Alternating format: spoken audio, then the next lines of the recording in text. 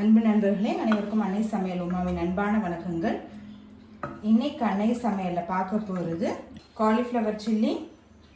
இது நம்ம ரெஸ்டாரண்ட்டில் விரும்பி சாப்பிடுவோம். இன்றைக்கி வீட்டிலே எப்படி சுலபமாக செய்யலான்றதை பார்க்கலாம். தேவையான அளவு தண்ணி, கொஞ்சம் மஞ்சத்தூள், கொஞ்சம் உப்பு. அடுத்தது இதில் காலிஃப்ளவர் சேர்த்துக்கலாங்க. ஒரு மீடியம் சைஸ் காலிஃப்ளவர் சேர்க்குறேன். ஸ்லோலே ஒரு 5 நிமிஷம் வச்சுருங்க. இப்போ 5 நிமிஷம் ஆகிடுச்சுங்க. இப்போ இதை எடுத்துடலாம். எடுத்து ஒரு தட்டில் ஆற வச்சுருங்க. இப்போ முதல்ல காலிஃப்ளவர் 65 செய்கிறதுக்கு தேவையானது என்னென்னு பார்த்துக்கலாங்க. 3 டேபிள் ஸ்பூன் கடலை மாவு, 2 டேபிள் ஸ்பூன் அரிசி மாவு, 2 table spoon cornflour, 1 table spoon மிளகாய்த்தூள், கொஞ்சம் கரம் மசாலா, 1 டீஸ்பூன் இஞ்சி பூண்டு விழுது, கொஞ்சம் மிளகுத்தூள், தேவையான அளவு உப்பு, கொஞ்சமாக ஃபுட் கலர். இது நீங்கள் விருப்பப்பட்டீங்கன்னா சேர்த்துக்கலாங்க. இது எல்லாத்தையும் முதல்ல மிக்ஸ் பண்ணிக்கலாம். இப்போ இது எல்லாத்தையும் நல்லா மிக்ஸ் பண்ணியாச்சுங்க. இப்போ இதில் காலிஃப்ளவரை சேர்த்துக்கலாம்.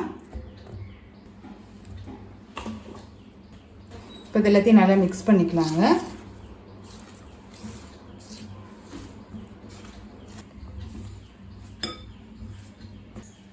இப்போ இதில் கொஞ்சமாக தண்ணி தெளிச்சுக்கலாம்.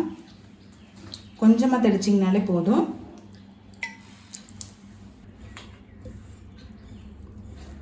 அந்த மசாலா காலிஃப்ளவரில் நல்லா கோட் ஆகணுங்க.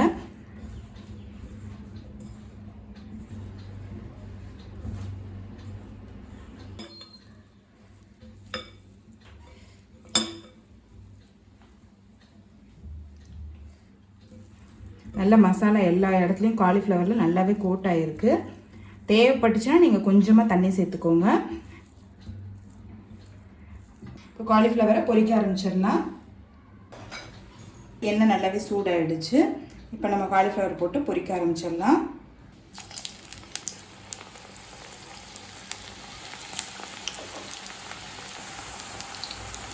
ஸ்டவ்வை மீடியம் ஃப்ளேம்லேயே வச்சுக்கோங்க. இதை உடனே மிக்ஸ் பண்ண வேணாங்க. இதை அப்படியே விட்டுடலாம்.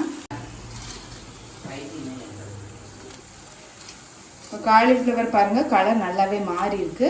இன்னும் கொஞ்சம் இருந்தால் கிறிஸ்பியாக மாறிடும். அது வரைக்கும் வெயிட் பண்ணலாம். இப்போ பாருங்கள், காலிஃப்ளவர் நல்லாவே கலர் மாறிடுச்சுங்க.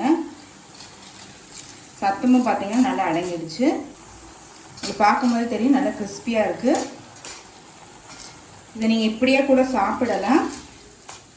இப்போ இதை எடுத்து தனியாக வச்சிடலாம். நான் பொரிச்சு வச்ச காலிஃப்ளவரை லைட்டாக சாட்டே பண்ணி சாப்பிட்றது தான் காலிஃப்ளவர் சில்லி. நம்ம ஊர் படி செய்ய போகிறேன். 1 டீஸ்பூன் சோம்பு, கொஞ்சம் கருவேப்பிலை, 1 காஞ்ச மிளகாய், 1 பச்சை மிளகாய், பொடியாக நறுக்கின இஞ்சி, பொடியாக நறுக்கின பூண்டு.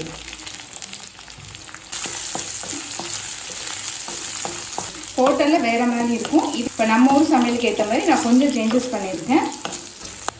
அடுத்தது 1 வெங்காயத்தை சேர்த்துக்கலாம். கொஞ்சம் கேப்சிகம்,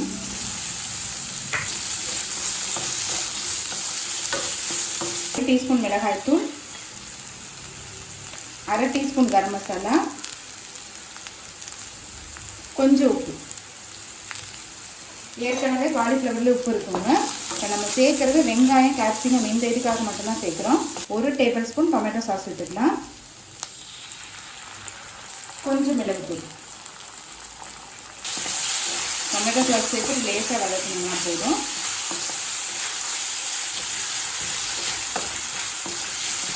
ஸ்டவ் ஆஃப் பண்ணிவிடுங்க.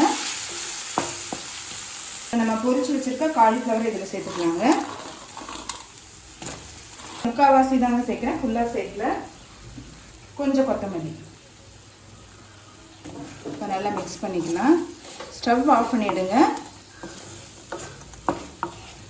காலிஃப்ளவர் சில்லி ரெடி ஆகிடுச்சு. நம்ம சர்வ் பண்ணிடலாம்.